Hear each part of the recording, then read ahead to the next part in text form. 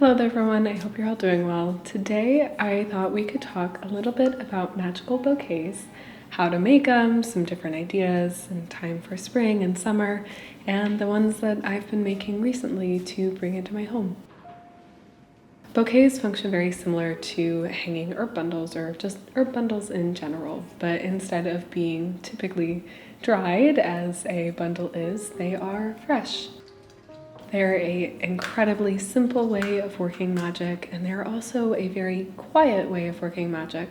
So for those of you that don't really want to open up your practice for everybody to see, this is a great option. In the same vein, they make great giftable spells, and beyond that, they're just an incredibly versatile and beautiful way of working magic. And as we are approaching spring and summer, I felt like it was a perfect time to delve into all of this. Now, before we get too deep into this video is sponsored. Thank you to Bright Cellars for sponsoring this video. Bright Cellars is a wine club that believes anybody can experience the joy of wine. They prioritize personalization, variety and convenience, and education, all with satisfaction guaranteed. After you take a quick 7-question quiz, they match you with wines from all over the world, curated to your specific taste palette. You can choose from 12 different plans and get 100+ varietals sourced from 80+ wine regions delivered right to your doorstep. And one of my favorite parts is that each box comes with wine education cards for each bottle that outline tasting notes, suggested pairings, best serving temperatures, and origins. I absolutely adore these cards. I find it fascinating getting to learn more about what makes each wine unique, and it means the world to get to expand my knowledge like this. Your satisfaction is guaranteed with over 600,000 5-star reviews, but of course, taste can vary, and if you don't like a bottle, they'll replace it. Personally, I am a big fan of hosting dinners and opening up a bottle of wine with friends. It always just sets the mood perfectly, and getting to try new wines like this is always exciting and opens the door to so many different conversations. Besides, with the cards, I always get inspired for new food pairings and perfect food pairings with each one that I'm to try. Beyond this, Bright Cellars also opens the door to trying unique wines that I wouldn't find anywhere else. I'm not always sure what I want to try when I'm looking for new wines at the store, but here, since they are able to match with my own preferences, I know it's something that I'll always enjoy. Plus, there's nothing like the convenience of having it show up right at your door. So if this sounds like something you're interested in, go ahead and check it out.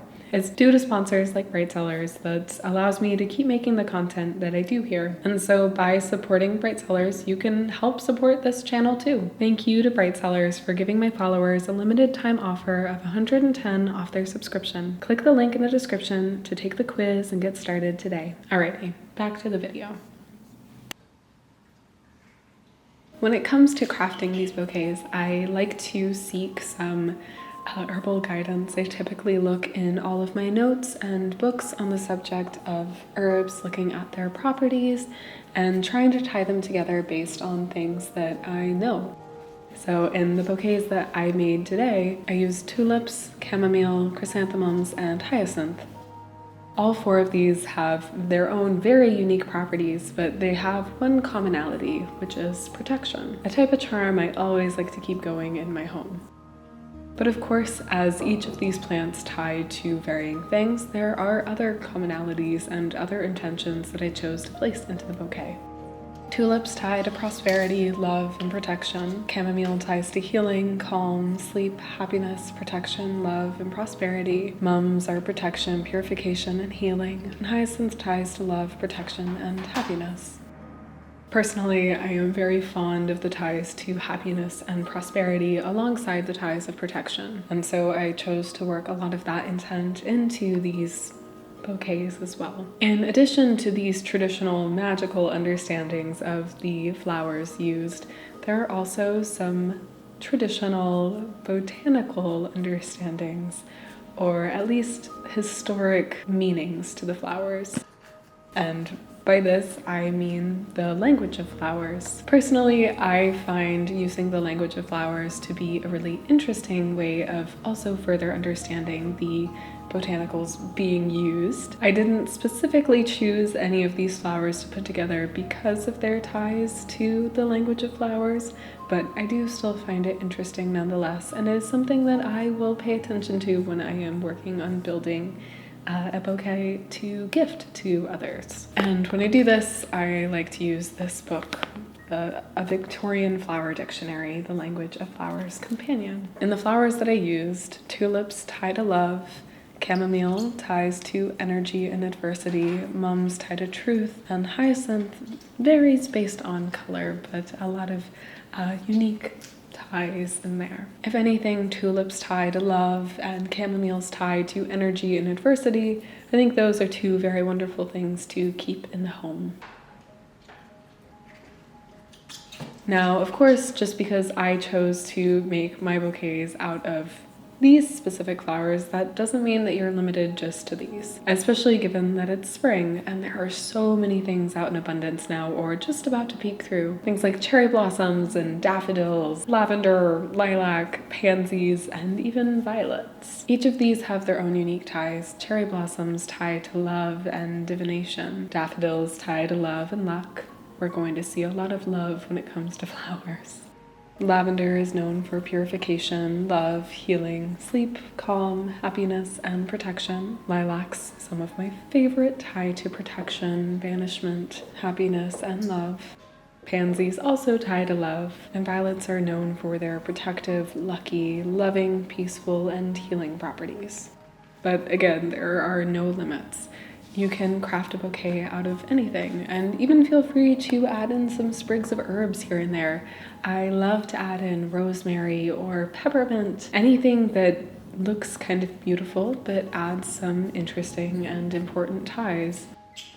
Come winter, it's also exceptionally common for me to include trees or, well, branches off of trees, a lot of evergreens and things like that. They always tie to protection and prosperity. Or when we get more into fall, I like to add berries. So blackberries or snowberries, anything that I can get my hands on that would be beautiful and add some energy to the space that I'm in. Currently now, you could even add nettles if you wish. It truly is limitless. Now, when it comes to the actual act of crafting them, it is the same as every spell. You may wish to begin with cleansing the area before you work, spending a moment to ground, just getting in the general mindset that you want to be in before practicing any kind of charm or spell work. Then, once you find yourself in the place you want to be, gather all your materials and focus on your intention. I like to spend time beforehand figuring out exactly what I'm choosing, why I'm choosing it, and how I want to attach to it. So with these plants, as I picked them all for their properties of protection, with some undertones of happiness and prosperity, I was going into the crafting of this spell with that in mind. And as I began to build them and put them all together, I spent a moment with each flower, focusing exactly on what I wanted to put into it and into this spell. Truly, it is the same as all of them, even though it's a little bit less of a traditional way of building spells.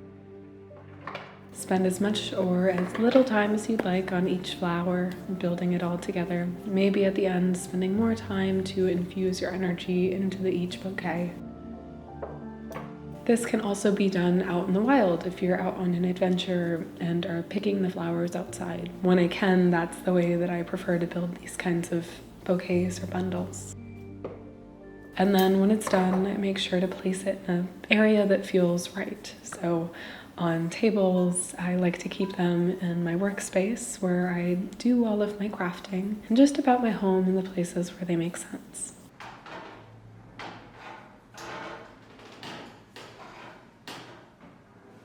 And once the flowers themselves start to diminish and die, I like to return them to the earth, either throwing them in a field or allowing them to decompose naturally somewhere out in the wild. Now, of course, that's something you need to be careful with. You don't want to throw an invasive species into an area that it could take over or otherwise harm an environment. So if you want to be more careful, I also enjoy composting the flowers once they're done, whatever ends up working best for you and your own unique situation. And once it's done, it's time for a refresh and something new.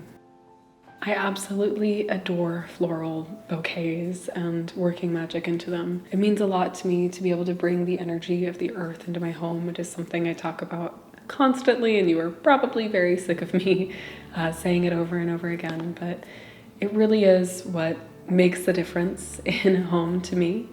And I wouldn't ever want to have my space any other way. I feel very fortunate to get to craft in these ways, and I'm very grateful that I get to share them with you. I hope this is something that you've enjoyed. And I want you to let me know if you've done this before, any ideas that you have, any flowers you are hoping to craft with, or general herbs or anything. I always love to think of new combinations and see them, and if you want to share any bouquets that you make with me, please do on Instagram. I love seeing everything that you guys create over there. And with that, thank you so much for watching.